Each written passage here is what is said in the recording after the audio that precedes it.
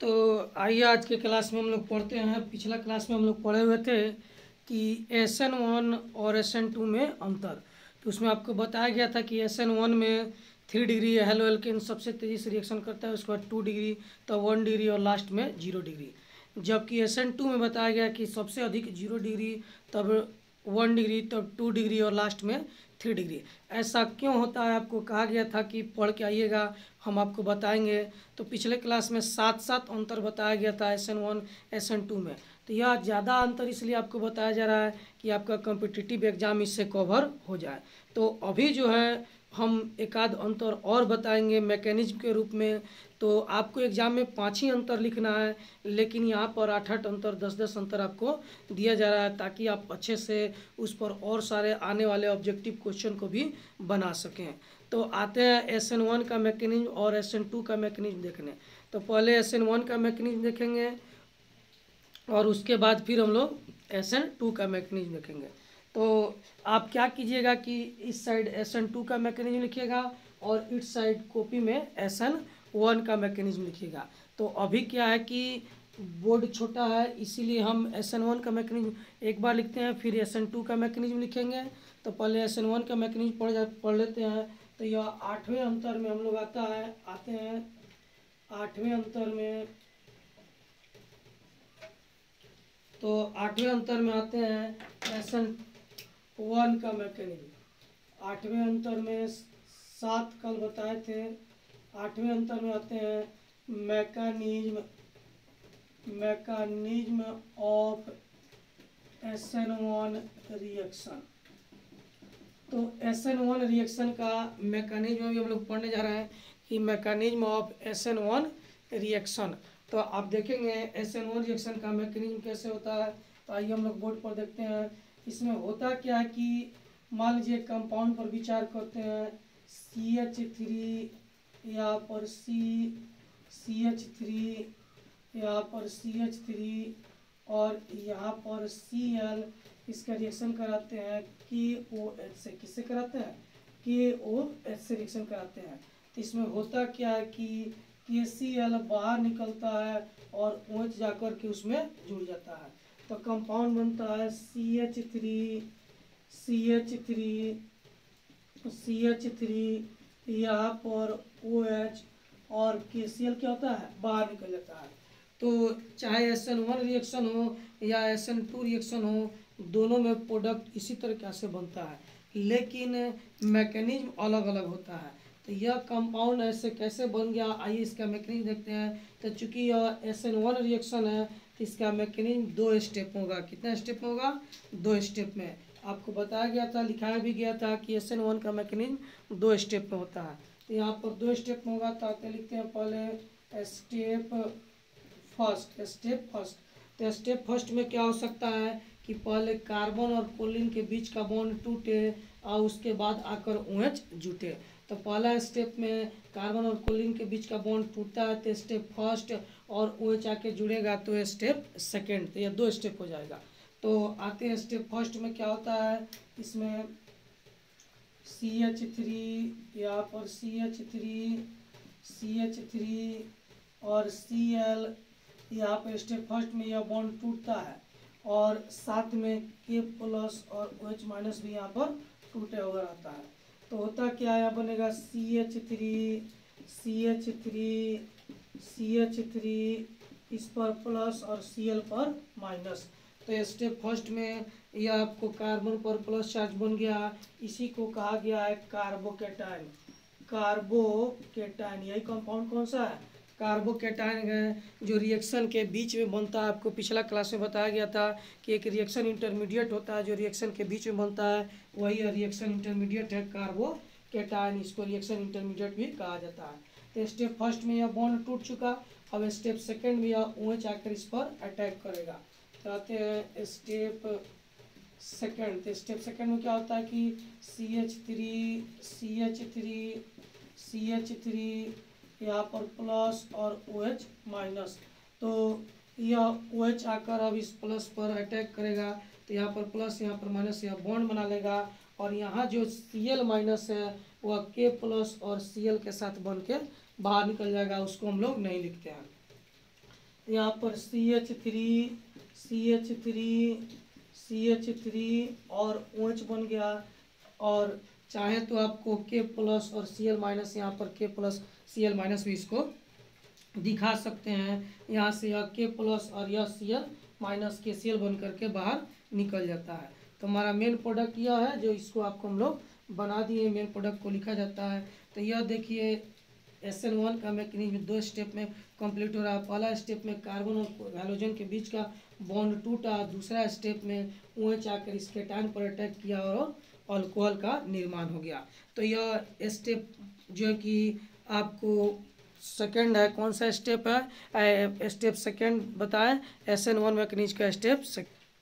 तो आगे हम लोग बढ़ते हैं। तो आपको बताया गया था कि SN1 में 3 डिग्री कार्बोकेटायन सबसे अधिक रिएक्शन करता है, उसके बाद 2 डिग्री और लास्ट में जो है कि 1 डिग्री और तब 0 डिग्री। सबसे अधिक बताया गया था 3 डिग्री रिएक्शन करता है, 3 डिग्री के बाद 2 डिग्री, सबसे अधिक 3 डिग्री, तब 2 डिग्री, तब 1 डिग्री और लास्ट में 0 डिग्री। ऐसा क्यों होता है ये बोले थे आपको पढ़ के आने के लिए, तो आइए यहाँ पर समझते हैं। यहाँ पर यह कार्बन जो है कि 3 डिग्री कार्बन है। यह कौन सा कार्बन है? 3 डिग्री कार्बन है। इसका डिग्री कोई पूछे तो क्या कहिएगा? 3 डिग्री, क्योंकि इस कार्बन से एक साइड कार्बन का कंपाउंड, 2 साइड है, 3 साइड कार्बन के कंपाउंड जुड़े हुए हैं, इसीलिए यह 3 डिग्री कहलाएगा। तो यह कार्बन हो गया आपको 3 डिग्री। तो जो पहले टूटेगा, देखिए यहाँ पर क्या होता है कि स्टेप फर्स्ट में कार्बन और हैलोजन के बीच का बॉन्ड टूटता है और कार्बोकेटायन बनाता है। तो जो कंपाउंड पहले टूटेगा वो अब पहले रिएक्शन करेगा। तो 3 डिग्री जो हेलो एल्केन है उसमें ब्रांच अधिक होते हैं, यह पहले टूटता है, उसके बाद 2 डिग्री, तब 1 डिग्री और 0 डिग्री जल्दी नहीं टूटता है। तो सबसे पहले कौन कंपाउंड टूटता है? 3 डिग्री टूटता है। क्यों टूटता है? क्योंकि इसमें ब्रांच ज़्यादा है, अनस्टेबल होता है, तुरंत टूटकर कार्बोकेटायन का निर्माण कर लेता है। तो जो पहले टूटेगा वह पहले रिएक्शन करेगा। इस हिसाब से आप देखेंगे तो 3 डिग्री जो है वह पहले टूटेगा, उसके बाद 2 डिग्री है, तब 1 डिग्री, सबसे लास्ट में 0 डिग्री। इसीलिए सबसे पहले SN1 मैकेनिज्म से कौन सा कंपाउंड रिएक्शन करेगा? 3 डिग्री, तब 2 डिग्री, तब 1 डिग्री, तो लास्ट में 0 डिग्री। चलिए एक एक हम लोग 3 डिग्री, 1 डिग्री, 2 डिग्री का हम लोग फिगर यहाँ पर बना के ड्रॉ करते हैं कि उसको देखते हैं, तो फिर आपको आगे बढ़ेंगे। तो आइए यहाँ पर हम लोग समझते हैं कि सबसे पहले रिएक्शन कौन करता है। 3 डिग्री क्यों करता है, 2, उसके बाद 2 डिग्री, 1 डिग्री, सबसे कम 0 डिग्री SN1 मैकेनिज्म में क्यों हो जाता है। तो SN1 मैकेनिज्म में आपको बताया गया था कि यहाँ से बॉन्ड टूटता है, यह बॉन्ड टूटता है यहाँ से और कार्बोकेटायन का निर्माण होता है। यहाँ से यह बॉन्ड टूटता है, यहाँ से भी यह बॉन्ड टूटता है और यहाँ से भी यह बॉन्ड टूटता है, तो कार्बोकेटायन बनता है। तो सबसे पहले 3 डिग्री टूटता है क्योंकि इसमें ब्रांच अधिक है, इसीलिए सबसे अधिक 3 डिग्री रिएक्शन करता है। उसके बाद कौन टूटेगा? उसके बाद 2 डिग्री कार्बन टूटता है, तब 1 डिग्री और तब 0 डिग्री। तो 0 डिग्री सबसे लास्ट में टूटता है, इसीलिए SN1 मैकेनिज्म में इसका रिएक्शन सबसे स्लो हो जाता है। तो टूटने के बाद यह क्या बनाएगा? तो टूटने के बाद यह कार्बोकेटायन बनाएगा, इस तरीक़ा से कार्बोकेटायन बनाएगा, इस पर प्लस चार्ज। यह क्या बनाएगा? तो CH3 यहाँ पर H, इस पर प्लस चार्ज, Cl माइनस बाहर निकल जाएगा। यह क्या बनाएगा?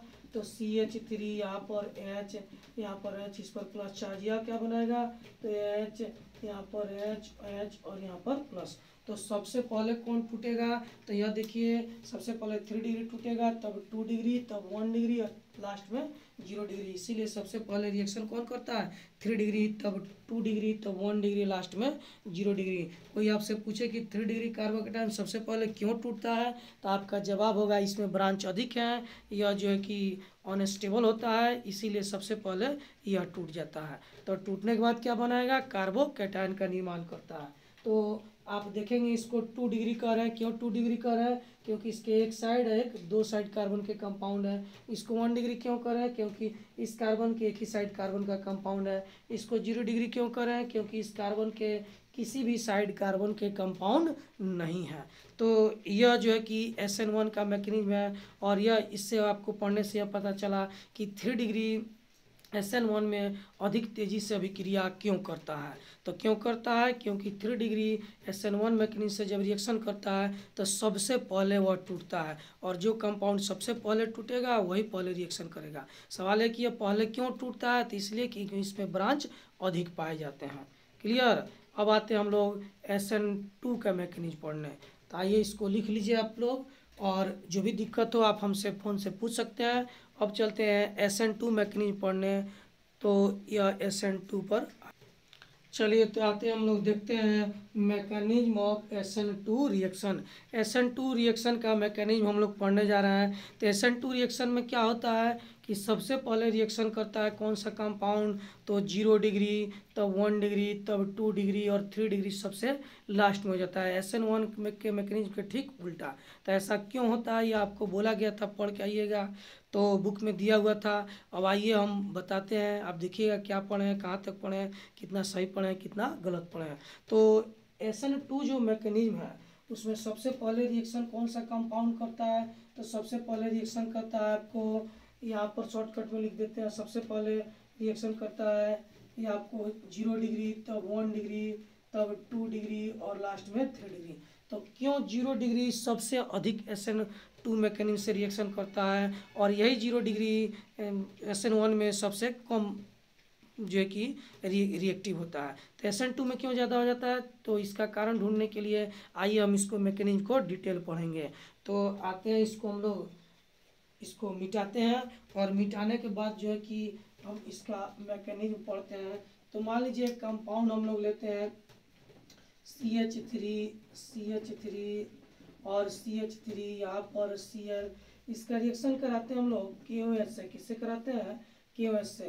तो होता क्या कि KCl बाहर निकलेगा और OH जाके इस कार्बन के साथ जुड़ जाएगा।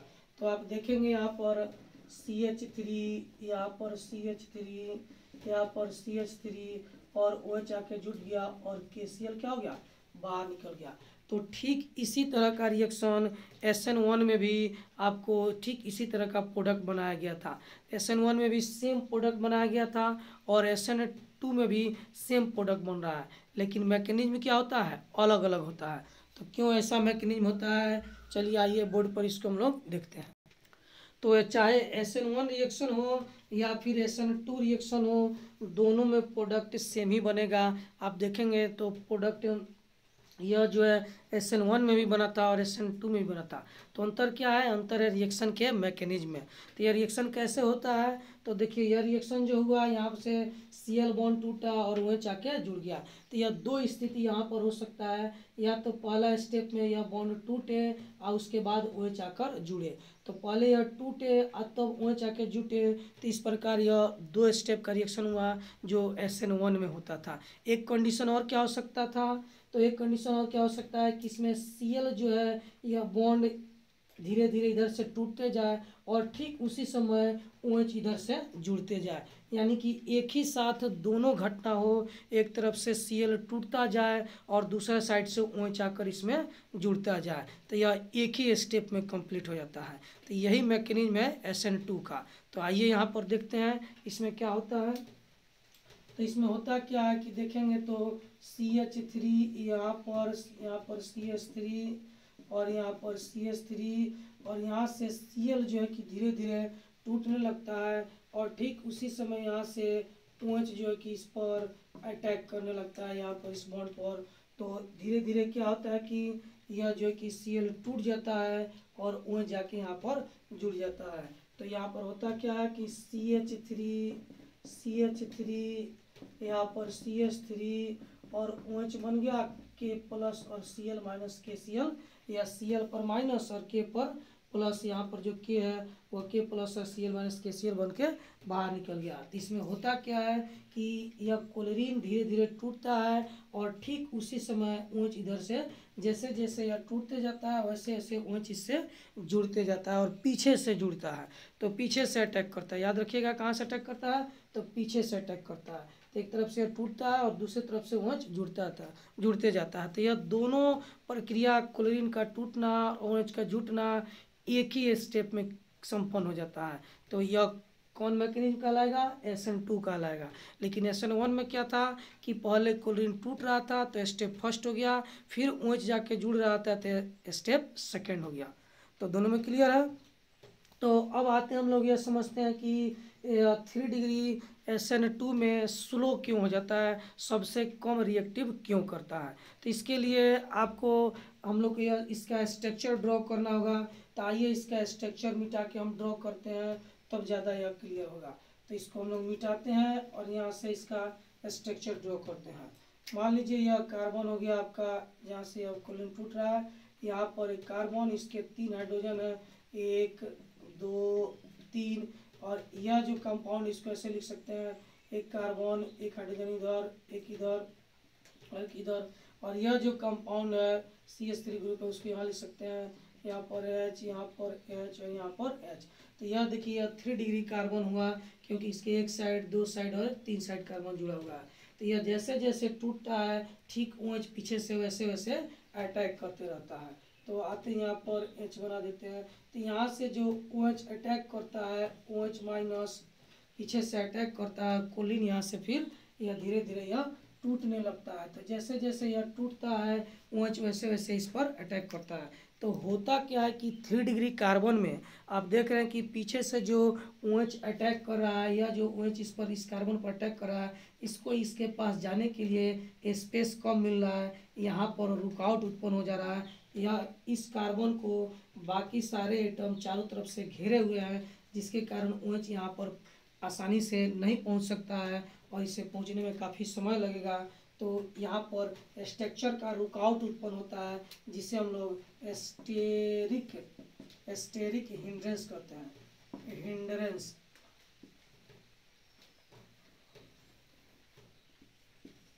एस्टेरिक हिंड्रेंस कहते हैं, यानी स्ट्रक्चर का रुकावट कहते हैं। तो 3 डिग्री कार्बन जो है, 3 डिग्री कंपाउंड जो है वह इतना जटिल होता है, उसमें इतने ज़्यादा एटम होते हैं कि जिस कार्बन से OH को जुड़ना है उस कार्बन को चारों तरफ से दूसरे एटम घेर लेते हैं, जिसके कारण OH वहाँ पर आसानी से पहुँच नहीं पाता है। यही कारण है कि स्ट्रक्चर के रुकावट के चलते 3 डिग्री SN2 मैकेनिज्म में सबसे कम रिएक्शन करता है, या सबसे कम रिएक्टिव होता है। यहाँ पर देखिए इस OH को इस कार्बन से जुड़ना है, तो और जब भी जुड़ेगा तो पीछे से अटैक करेगा, यहाँ से कोलिन आगे से टूटता है और पीछे से OH जाके यहाँ पर अटैक करेगा। तो कोलिन तो निकल जाएगा, लेकिन OH जब जाएगा इस कार्बन से जुड़ने के लिए, तो इस कार्बन के चारों तरफ इतना ना ज़्यादा आइटम है कि इस OH को यहाँ पर पहुँचने में रुकावट उत्पन्न करेंगे, यहाँ स्पेस का कमी हो जा रहा है। एस्टेरिक हिंड्रेंस को हम ऐसे भी लिख सकते हैं, जो है कि लो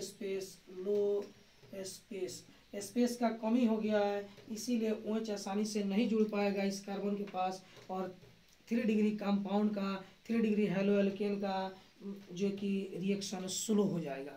तो आप ये समझ गए कि 3 डिग्री का SN2 मैकेनिज्म में स्लो क्यों होता है। अब आते हैं 0 डिग्री का फास्ट क्यों होता है SN2 मैकेनिज्म में, उसको समझाते हैं। तो इसको मिटाते हैं, और मिटाने के बाद जो है कि, या फिर हम यहीं पर समझा देते हैं ताकि दोनों एक ही जगह रहेगा तो आपको अच्छे से समझ में आएगा। आप क्या कीजिएगा कि इसको नीचे लिखिएगा, हम यहीं पर समझाते हैं। देखिए यहाँ पर CH और यहाँ पर H, और यह कोलिन एक तरफ से टूट रहा है, यही ना रिएक्शन है ये SN2 मैकेनिज्म से। तो यह कोलिन धीरे धीरे टूटेगा और OH माइनस यहाँ से पीछे से धीरे धीरे इसके पास अटैक करेगा। तो आप देखेंगे कि इस कार्बन के पास यह कैसा कार्बन है, तो 0 डिग्री कार्बन है। कैसा कार्बन है? 0 डिग्री कार्बन है। 0 डिग्री कार्बन है। यह कैसा है? तो यह 3 डिग्री कार्बन है। 3 डिग्री कार्बन, यह 3 डिग्री कार्बन है। तो 0 डिग्री जो कार्बन है, यह कार्बन आपका 0 डिग्री कहलाएगा। 0 डिग्री जो कार्बन है, इसके पास OH को जाने के लिए काफ़ी स्पेस है, इन दोनों एटम के बीच में काफ़ी स्पेस है, यह आसानी से यहाँ पर जुड़ जाएगा। तो जैसे कोलिन टूटेगा तुरंत यह OH जाके उसमें जुड़ जाएगा, यानी दोनों प्रक्रिया साथ साथ होता है। OH इधर से कोलिन इधर से टूटते जाता है और ठीक उसी समय OH इधर से इस कार्बन के पास जुड़ते जाता है। इस OH को किसी प्रकार का रुकावट नहीं होता है जब यह इस कार्बन से जुड़ता है, क्योंकि दोनों एटम के बीच में काफ़ी स्पेस है। यहाँ पर स्टेरिक हिंड्रेंस यानी स्ट्रक्चर का रुकावट नहीं है। जबकि 3 डिग्री में आप देखेंगे कि यहाँ पर स्पेस कम हो गया है, यह OH आसानी से इससे होकर यहाँ पर इस कार्बन के पास नहीं पहुंच सकता, इसीलिए 3 डिग्री में स्लो हो जाता है और 0 डिग्री में SN2 मैकेनिज्म में जो है कि रिएक्शन फास्ट हो जाता है। क्यों फास्ट हो जाता है? क्योंकि 0 डिग्री में स्पेस अधिक होता है। तो सबसे कम स्पेस किस में होगा? 3 डिग्री में, उसके बाद 2 डिग्री और उसके बाद 1 डिग्री, सबसे अधिक स्पेस होगा 0 डिग्री में। तो जिसमें स्पेस अधिक होता है उसमें पीछे से OH आसानी से अटैक कर लेता है, इसीलिए उस कंपाउंड में SN2 मैकेनिज्म तीव्र गति से होता है। तो SN2 मैकेनिज्म किसमें तीव्र गति से होगा? तो SN2 मैकेनिज्म सबसे पहले होगा जो है कि 0 डिग्री में, फिर 1 डिग्री में, फिर 2 डिग्री में और सबसे कम 3 डिग्री में। ऐसा क्यों होगा 0 डिग्री में सबसे अधिक? तो 0 डिग्री में सबसे अधिक इसलिए होगा क्योंकि 0 डिग्री जो है में अधिक रिएक्शन होने का कारण यही है कि 0 डिग्री कंपाउंड के पास, 0 डिग्री हेलोएल्केन के पास जो है कि स्पेस अधिक पाए जाते हैं, OH आसानी से इससे जुड़ सकता है। तो यहाँ पर आपको SN1 और SN2 में बहुत अच्छे तरीक़ा से आपको अंतर बताया गया, 8 अंतर बताया है। एग्जाम में सिर्फ 5 ही पूछा जाता है, तो आप 5 लिखिएगा और बाकी एक्स्ट्रा इसलिए बताया गया ताकि इस पर जो बहुत सारा ऑब्जेक्टिव क्वेश्चन पूछा जाए तो आप आसानी से उसका जवाब दे सकें। तो इस पर बहुत सारा क्वेश्चन आपके बुक में है, क्वेश्चन दिया जाएगा, उसको आपसे पहचानना होगा कि SN1 मैकेनिज्म से कौन तेजी से रिएक्शन करेगा और कौन सा कंपाउंड SN2 मैकेनिज्म से अधिक तेजी से रिएक्शन करेगा। तो यह पहचानने के लिए क्या करना होगा? सबसे पहले आप कंपाउंड का डिग्री पता करना होगा। अगर कंपाउंड 0 डिग्री होगा तो SN2 मैकेनिज्म में सबसे तेज़ी से रिएक्शन करेगा और SN1 मैकेनिज्म में सबसे स्लो रिएक्शन करेगा। क्लियर? तो इसको आप लोग देखेंगे और जो है कि इस एक बार फिर बता देते हैं। N का मतलब न्यूक्लियोफिलिक, S का मतलब substitution, nucleophilic substitution reaction second. तो और जो है कि अगर यहाँ पर 1 रहता तो क्या लिखते? N का मतलब न्यूक्लियोफिलिक, S का मतलब substitution, nucleophilic substitution reaction first. तो जो SN1 है वह कितने स्टेप में होता है? 2 स्टेप में होता है। पहले कोलिन टूटता है तब वो जाके अटैक करता है। SN2 कितना में स्टेप में होता है? तो सिंगल स्टेप में होता है, एक ही साथ कोलिन टूटते जाता है और OH उसके साथ जुड़ते जाता है। तो 3 अंतर हुआ। चौथा अंतर आप क्या कहिएगा? तो SN1 में सबसे अधिक रिएक्टिव तेज़ी से कौन कंपाउंड करेगा? तो 3 डिग्री, 2 डिग्री, 1 डिग्री और 0 डिग्री।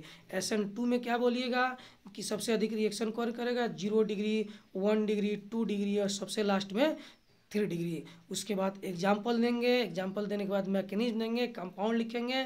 फिर एक और आपका अंतर हो सकता है कि SN1 में हम लोग देखेंगे कि क्या बन रहा था? कार्बोकेटायन बन रहा था रिएक्शन के बीच में। तो SN1 में कार्बोकेटायन बनता है और SN2 में क्या बनता है? पेंटावैलेंट कंपाउंड बनता है। तो पेंटावैलेंट कंपाउंड कौन होता है? जिसका 5 वैलेंसी हो। वैसा कार्बन का कंपाउंड जिसमें कार्बन एटम के 5 बॉन्ड हो उसे पेंटावैलेंट कहते हैं। तो आपको लिखवाए हुए थे कि SN2 में पेंटावैलेंट कंपाउंड इंटरमीडिएट के रूप में बनता है। तो आइए यहाँ पर दिखाते हैं पेंटावैलेंट। तो यही आपका पेंटावैलेंट कंपाउंड है। देखिए इसको कितना बॉन्ड है? 1 बॉन्ड, 2 बॉन्ड, 3 बॉन्ड, 4 बॉन्ड और 5 बॉन्ड। तो यह रिएक्शन इंटरमीडिएट यानी बीच की अवस्था में है और इसको कितना बॉन्ड है? 1, 2, 3, 4, 5। तो इसी को पेंटावैलेंट भी कह सकते हैं। क्या कह सकते हैं? यही आपका पेंटावैलेंट है, पेंटावैलेंट। तो पेंटावैलेंट जो है कि कंपाउंड इसी को कहा जाता है, यही पेंटावैलेंट है। इसमें कार्बन को कितना बॉन्ड है? 5 बॉन्ड है, 3 स्ट्रॉन्ग बॉन्ड है और 2 बॉन्ड ऐसा है जो एक तरफ से टूट रहा है एक तरफ से जुड़ रहा है। तो 2 वह बॉन्ड, 2 वीक बॉन्ड और 3 स्ट्रॉन्ग बॉन्ड मिला के 5 बॉन्ड कार्बन के हो जाते हैं। इसीलिए इस SN2 में कहा जाता है कि इंटरमीडिएट के रूप में क्या बनता है? पेंटावैलेंट कंपाउंड बनता है। तो बिल्कुल आसान है, आप इसको पढ़िए और इस पर क्वेश्चन आप लोग बनाइए और जो भी दिक्कत हो आप हमसे पूछेंगे। अब यहाँ पर आपको एक क्वेश्चन हम बना के दिखा रहे हैं कि आपको यहाँ पर दिया गया है एग्जाम्पल 10.6। तो यहाँ पर ध्यान देंगे, एग्जाम्पल 10.6 में आपको एक क्वेश्चन दिया गया कि SN2 मैकेनिज्म से कौन सा कंपाउंड अधिक तेज़ी से रिएक्शन करेगा। तो इसमें से एक क्वेश्चन बना दे रहे हैं हम। अब आपको 10.6, 10.7 का जितना क्वेश्चन है यहाँ पर बना के आपको कल होमवर्क के रूप में रखना है और फिर इसको हम बताएंगे तो आप उसको मिला लीजिएगा कि क्या सही है और क्या गलत है। तो यह आपका आज का होमवर्क हो गया। इसमें एक क्वेश्चन हम अभी बनाने जा रहे हैं और उसके बाद बाकी कल आप लोग घर से बना करके रखेंगे। तो क्वेश्चन क्या है? तो क्वेश्चन में यही पूछा जा रहा है कि SN2 मैकेनिज्म से कौन अधिक तेजी से रिएक्शन करेगा। तो यह कौन सा क्वेश्चन है, एग्जाम्पल 10.6 है, एग्जाम्पल 10.6 है NCERT बुक का, जो है कि और पेज नंबर कितना है, तो पेज नंबर 295 है, 295 है, 295 इंग्लिश मीडियम में 295 पेज नंबर है और NCERT बुक का यह एग्जाम्पल 10.6 है। तो इसमें क्वेश्चन में दिया गया है कि यहाँ पर इस तरह से कंपाउंड है और इस कंपाउंड में यहाँ पर CH2 और Cl है और एक और कंपाउंड यहाँ पर इस तरीका से इसमें यहाँ पर क्लोरीन है। तो आपसे पूछा गया है कि यह मान लेते हैं, इसको A मान लेते हैं और इसको B मान लेते हैं। तो A और B में SN2 रिएक्शन जो है कि SN2 के माध्यम से कौन सा कंपाउंड अधिक तेजी से अभिक्रिया करेगा, यानी SN2 मैकेनिज्म से इन दोनों में कौन कंपाउंड अधिक तेजी से अभिक्रिया करेगा, कौन स्लो होगा।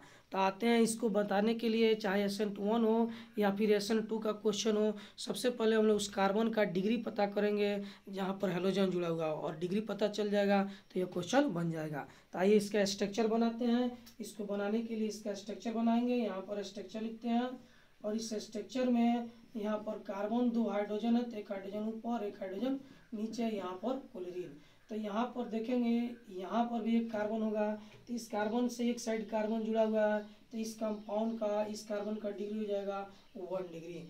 और इस पर आते हैं, यहाँ पर जो कार्बन है जहाँ पर क्लोरीन जुड़ा हुआ है इसी के साथ, तो इस कार्बन से एक साइड इधर कार्बन है और एक साइड इधर कार्बन है और यहाँ पर एक हाइड्रोजन होगा, इसका 4 बॉन्ड इस कार्बन का हो चुका है। तो यह कार्बन का डिग्री कितना होगा, इसका डिग्री हो जाएगा 2 डिग्री। कितना हो जाएगा, 2 डिग्री। क्यों 2 डिग्री हो जाएगा, क्योंकि एक साइड इधर कार्बन है और एक साइड इधर कार्बन है, तो इस कार्बन के दोनों साइड कार्बन के कम एटम है, इसीलिए इसका डिग्री हो जाएगा 2, और इस कार्बन के एक ही साइड कार्बन के एटम है, इसीलिए इसका डिग्री क्या हो जाएगा, 1 हो जाएगा। तो यह 1 डिग्री है और यह 2 डिग्री है। तो SN2 में सबसे अधिक तेजी से रिएक्शन कौन करता है, तो अगर इन दोनों में पूछा जाए तो सबसे अधिक तेजी से रिएक्शन करेगा 1 डिग्री और तब 2 डिग्री। क्यों, क्योंकि SN2 का ऑर्डर आप जानते हैं, सबसे पहले 0 डिग्री, तब 1 डिग्री, तब 2 डिग्री और सबसे कम में 3 डिग्री। 3 डिग्री सबसे कम रिएक्शन क्यों करता है, क्योंकि उसके पास स्पेस नहीं होता है, OH पीछे से अटैक करने जाता है तो उसको स्टेरिक हिंड्रेंस उत्पन्न होता है वहाँ पर, इसीलिए वह आसानी से जुड़ नहीं पाता है। तो और हमेशा SN2 में याद रखिएगा अटैक पीछे से होता है। तो इसमें होता क्या है कि आपको 0 डिग्री सबसे तेजी से रिएक्शन करेगा, उसके बाद 1 डिग्री, तब 2 डिग्री, तब यहाँ पर 3 डिग्री। तो इन दोनों में 1 डिग्री और 2 डिग्री है, तो सबसे पहले 1 डिग्री रिएक्शन करेगा, उसके बाद 2 डिग्री। तो आंसर क्या हो जाएगा, यह फास्ट रिएक्शन करेगा और इसका रिएक्शन क्या हो जाएगा, स्लो हो जाएगा।